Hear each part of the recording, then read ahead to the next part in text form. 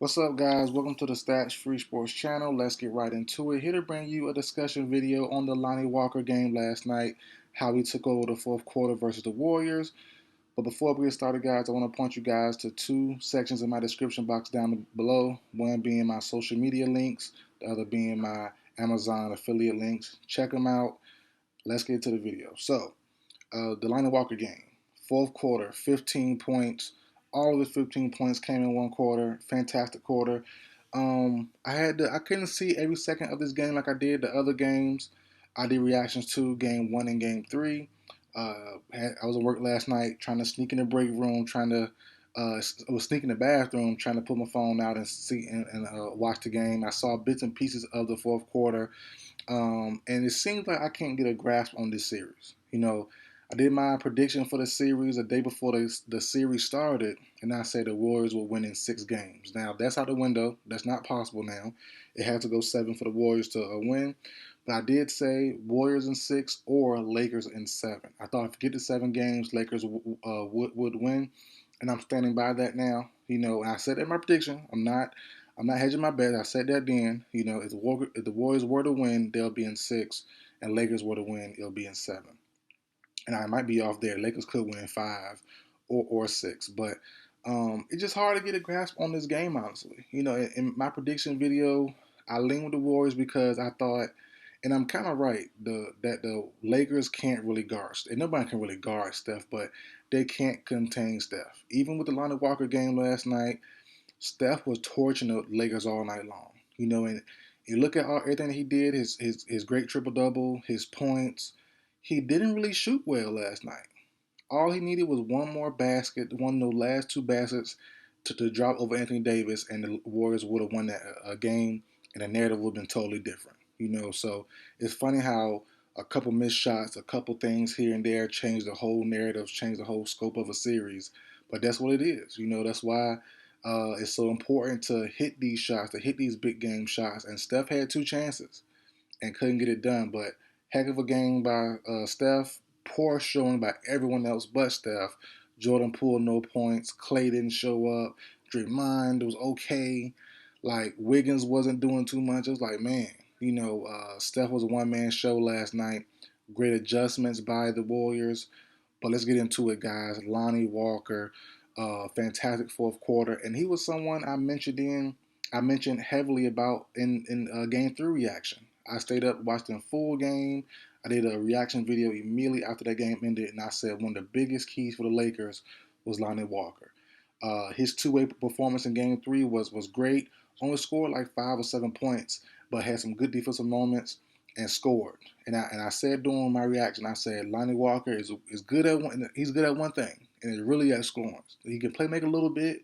He's on defense. His defense is cool when he tries and when he's engaged, and he looked good doing defense too last 2 games. But he's really an offensive guy, and he scored at will. I mentioned that at Game 3. The times he did score, he scored with ease. He looked off Bron, he looked off AD, and said, "I'm gonna do this," and he scored. So uh, I wasn't surprised by Game 4, but no, 15 in one quarter is crazy. I definitely didn't expect it.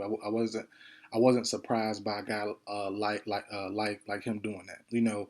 As you all know, him, Malik Beasley, uh, Malik Monk from last year from the Lakers squad, those guys are all microwave scorers.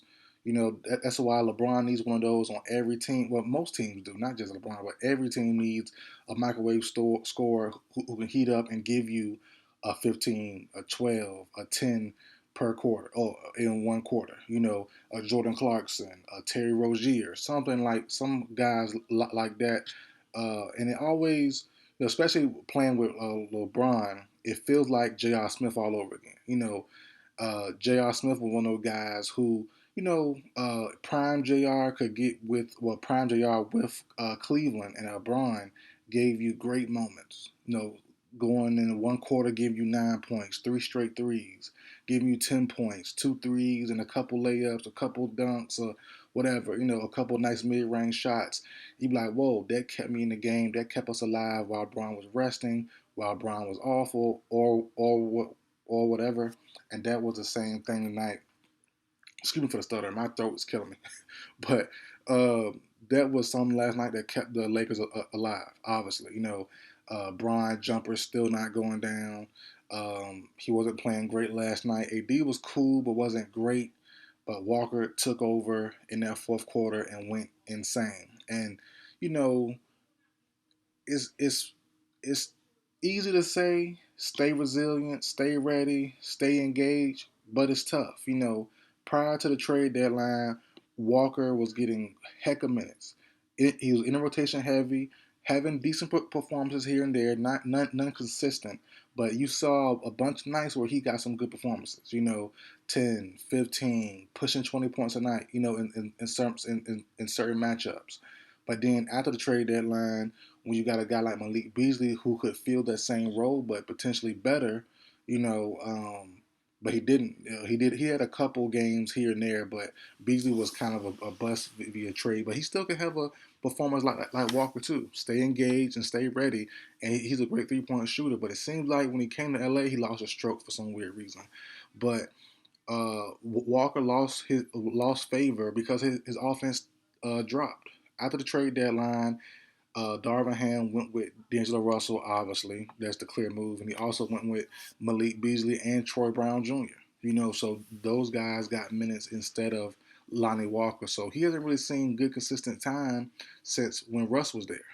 So for him to stay engaged, to stay ready during the playoffs, and to not be disengaged, that's a sign of a real pro. That's a sign of someone who's going to be around for a long time. And I think back to when Lakers signed Lonnie Walker, and I have proof of this. Go on my channel. I was a big fan of that move because I was so upset. I'm not a Bron fan. I'm not a Lakers fan. I'm more of a Bron fan. I like to see him do well and do good, but I'm not a Lakers fan at all. I'm a Heat fan. I'm a Dwayne Wade stan.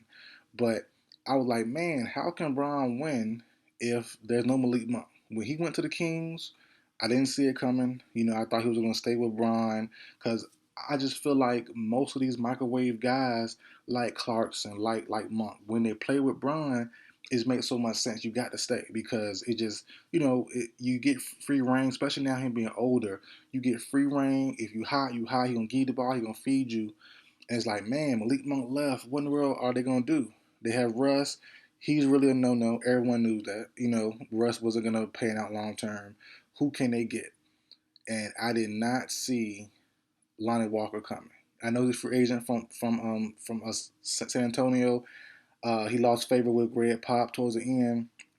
So while looking at the free agency list, I didn't even see him. I didn't even peep it. But by the time he signed, I said that's a great move. That potential to have a great move. I did a couple of videos earlier during the season on Lonnie Walker and certain performances. Two of the guys that really stood out that kind of had tough years prior but had a good year this year, Kevin Herter and Lonnie Walker. And I did videos on those guys, I think in November, very early on.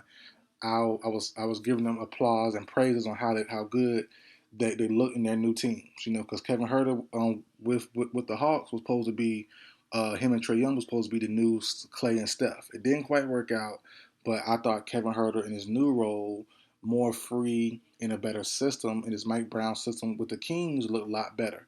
I did a video on that also. So I big up guys who, because it's not easy. People think it's so easy. It's not easy to switch situations. The switch teams, the switch schemes. It sounds good. It seems simple, but it's definitely not. You got new teammates, new system, new scheme, new city, new state. You know what I mean? New situations. And I deal with real life and sports life. And people think it's just sports. It's not just. If it was just sports, some people will be amazing. But you got real life going on. You got real emotions. You got real thoughts. So for guys like Lonnie Walker to bounce back, for guys like Kevin Herter, and the list goes on. There's a lot more names in many sports as well, but just those two guys are on my mind currently.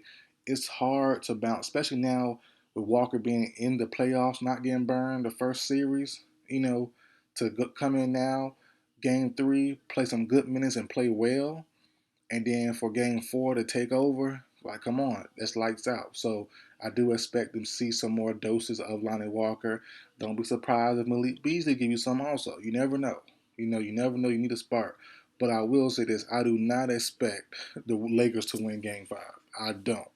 Like I said, I've been reading the series wrong, except for Game 2 all the way up, Game 3, Game 2. Yeah, I did figure the Warriors would blow out the Lakers at home in one of those two games, but I did not figure the Lakers to win 3 or 4. So I'm gonna say it again.